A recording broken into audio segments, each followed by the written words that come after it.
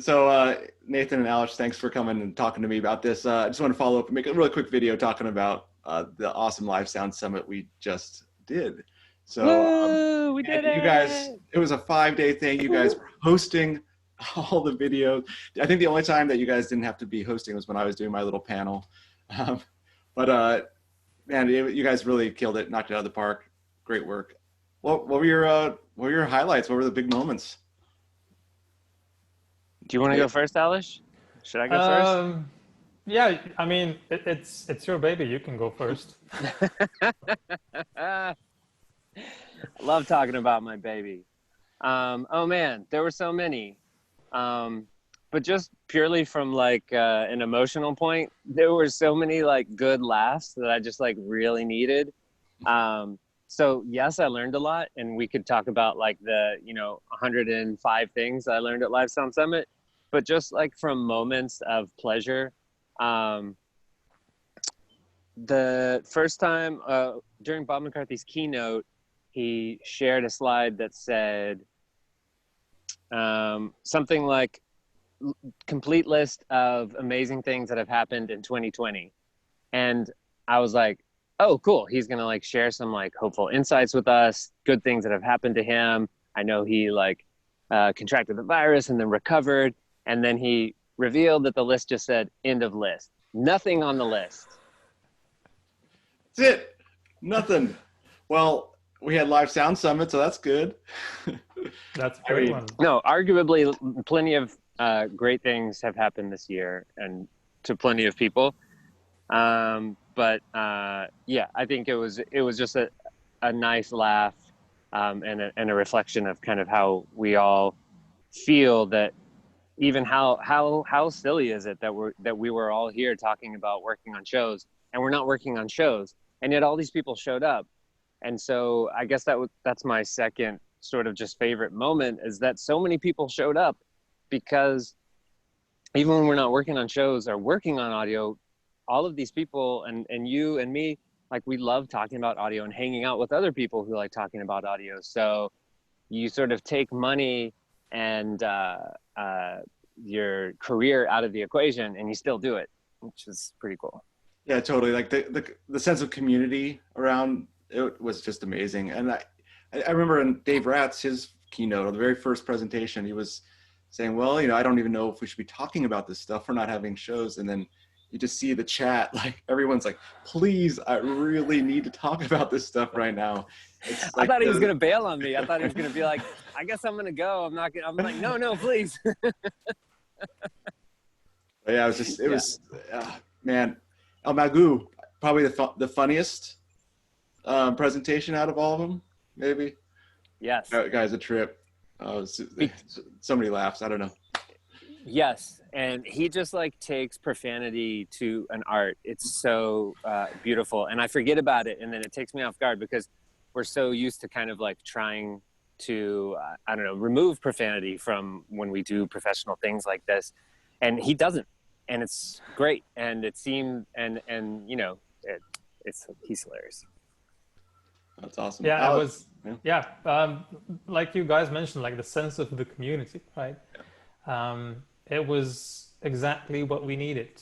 It was talking about the one thing that really makes us come alive in a time period where, everything seems just heavy and a burden. And it was uplifting. And, from, like you mentioned, Dave Ratt and his keynote, like he said something in along the lines of, I'm just going to read from a couple of my notes, and then went into this clear and concise and uplifting and soothing address that, the only thing that was missing from it was like a movie score underneath it to sort of uplift everybody. And I was almost crying. I was posting in the moderators had a small like chat box where we could sort of stay in touch with each other, and I just kept telling them like, goosebumps, man, I'm having goosebumps. And for me it was long hours because of the time difference, and I was staying up late, and yet like day after day after day I just kept coming rejuvenated and exhilarated, and just wanting more. And after 5 days, I was physically destroyed, but mentally, man, I could go on for like, give me more, bring this on. So yeah, it was just a sense of community. And after, I tell you, after 5 days, you could see in the chat box like people connecting, and there were like internal jokes that were happening. It was a beautiful thing to see. And I think the networking part is one of the great assets of Live Sound Summit, because you get to connect with a bunch of people that you probably would have never met in your life, and you never know whether or not this contact can prove beneficial for your future, and sort of further your career, or just give you a long lasting friendship. So the sense of community, yeah, that was the biggest one for me. Yeah, it's awesome. Plus it's like cool to see people signing in from all over the world. It's like, well, yeah, we're starting at whatever, 7 a.m. or 8 a.m. Western Pacific time, but like, in Singapore it's midnight, but they're still logging on and joining in and taking part in the conversation. It's so cool to see. Yeah, we can't really finish this video without just pointing out how amazing the people were that showed up. I mean, obviously I want to point out all of the teachers like you, Scott and Alice, that really brought your best material, your A game, your best stuff to this. There wasn't one presentation where I was like, oh man, I wish I wouldn't have invited this person. I mean, I don't think most people know, but I don't like go through and vet everyone. Most people, half the people I've never even met, I've never seen them teach. I just hear about them somehow, or I see their website and I'm like, oh, that might be good. And then I invite them and hope for the best. And it turned out great. Like everyone's teaching was really good. And then all of the people who showed up were amazing. Like, I especially just want to call out like some people from our community. We have this online community called Goes to 11. And those guys were there every day from the beginning to the end. They did, as far as I could tell, they did not take breaks. I was taking breaks. Alice and I were taking breaks. We weren't like there the whole time. They had their cameras on. They were asking questions. They were engaged. I was so proud. I don't know another way to say it. I was just so impressed that they were just like in it the whole time. So I'm amazed by you guys. That was amazing. I think proud is a great word, like I was like, oh man, like we have the most engaged people in that on Goes to 11. It's amazing. Like, yeah, it's like you said, community, and they want to be in there and like, yeah, taking part of the conversation. The chats were amazing. It was just like, I love like hearing some of these presentations, and people are just so interested in audio and like how this stuff comes together. And when there's like a real moment of learning comes, and everyone's just like mind blown on the chat. And that just happened a bunch on this during those 5 days, where you just see people like really like expand their audio thinking, and just like big picture stuff or detail, whatever, just all kinds of stuff. It was really amazing. It was also great to see that it didn't only happen for like, like the big names in the industry, like people that everybody will be tuned in to hear their lecture or a presentation, like Scoville and Pooch and you guys, and it was like people that I've never heard of, or I wasn't aware of their work, and then they came up with these concepts that were like, oh wait a minute, why am I hearing this for the first time? And it really touches me in a way that I want to like be active about it, or I want to learn more about it. I can think of Loreen's presentation where she was speaking about the way men and women hear differently, and I was like, oh, right off the bat, she was like, she brought it like she was like one of the first people. I was like, whoa, this is gonna be a great event. And it ended up being super practical. It wasn't just like, here's these interesting facts. It was like, and here's how I use them in my work. And I was like, oh, okay, this is amazing. Yeah, cool. So next year, what are you thinking for next year? Are you gonna try to? I know it's hard to plan that far ahead, but and maybe everybody's gonna be working again. So, but any big ideas? Maybe I'm putting you on the spot a little too much here, Nathan. No, I haven't thought about it at all. I did write down a few things that I learned this year. There's definitely things I want to change.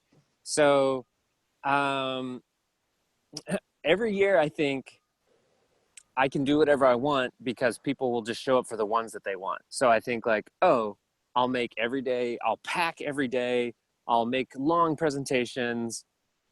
And what I always forget is that there are a lot of people who want to be there for the entire thing. So I realize that I need to be more respectful of that somehow. Just like I'm not going to make the days as long, I think, next time. And so this year was an experiment to see if it would help to do longer presentations. So in 2019, we did all 1 hour presentations. And that was sort of a pain in the ass because you had people who didn't need an hour. You had people like Scoville who are always going to go over the amount of time that you give them, no matter how much time you give them. And then it just wasn't great. So this year we had lots of different times with some breaks in between that worked a lot better. I think next year, shorter days, some longer presentations, but try to get some shorter ones in there too, especially in the afternoon. Like as you're watching people, you can really see like people kind of like heads in their hands, you know, like falling asleep, especially people in Europe that are up at midnight. So I'd like to do the schedule a little bit better and maybe not even as long. Like some people wrote to me like, hey, instead of making this 5 days, maybe do one every 6 months and make it like 3 days. So yeah, I think it doesn't necessarily need to be as intense, although it's great to put all that material together. And then obviously I'd love to sort of expand out and start reaching out to new teachers. So I'm going to start earlier this year. So for example, in 2018, I tried to get more teachers from Sound Girls involved. None of those people were available. So wait, did I say 2018? No, 2019. So this year, I started way earlier on them. And I was like, Carrie, give me all the names. Give me all the names this time. And then I really had to like push out to those people. So I'm going to start even earlier this year so that it's not all the same teachers. Like, just wanting to like expand out of the circles a little bit and get some new names in there. So that's it so far. But I'd love to hear, maybe this is an opportunity to reach out to people. Like, I want this to be an event that we all create together. So if you have ideas, please email me. Like plenty of people email me criticisms and say things that they don't like. But if you can think of like one thing that you'd actually like us to do, that's so much easier to take action on than just saying like, oh, I didn't like that it was so long. Like, okay, well, do you want it short? Like, tell me what you really want. So send me ideas for names of people, teachers. Do you like longer sessions, shorter sessions, your takeaways? Like all those things are really great. So Nathan@sounddesignlive.com. Awesome. Yeah, it was great to see so many women on the panels this year. So thanks for doing that. And really looking forward to the event.